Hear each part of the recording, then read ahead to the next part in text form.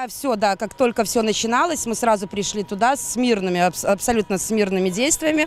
У меня дочка стояла в первом ряду, и на них пошли, Даша, рассказывай. Мы стали, как бы собралась большая толпа, мы стали, ну, вот так вот в цепку, стояли, то есть, ну, на них не шли, ничего не было такого, ну, кричали там «Живе Беларусь», вот эти наши лозунги.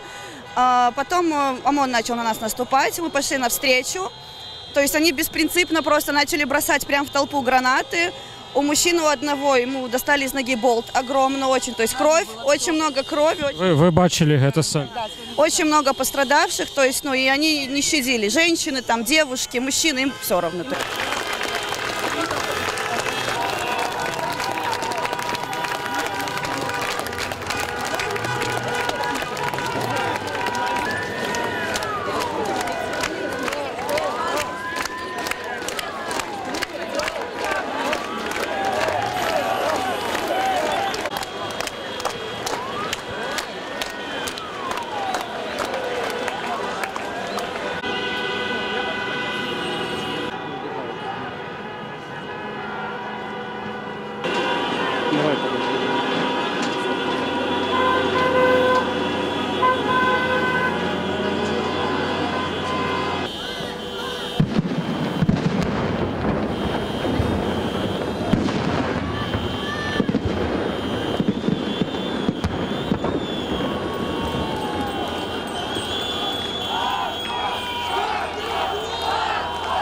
Просто нас выдавливали, мы сбежали. То есть люди стали на дорогу, ну, вдоль дороги везде были люди. Они просто кидали в толпу гранаты, и со щитами ребята начали вытеснять.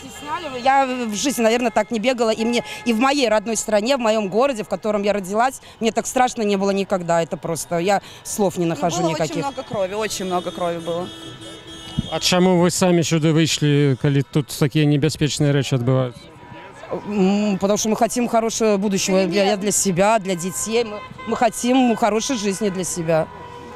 Мы не ожидали, что будет все настолько, как бы. Мы думали, что они как-то более мирно это все будут решать. Но не получается. Что нас услышат, абсолютно все договаривались. С мирными мы шли, с мирными мыслями, просто сказать свою точку зрения. Нас не услышали, как всегда, 26 лет.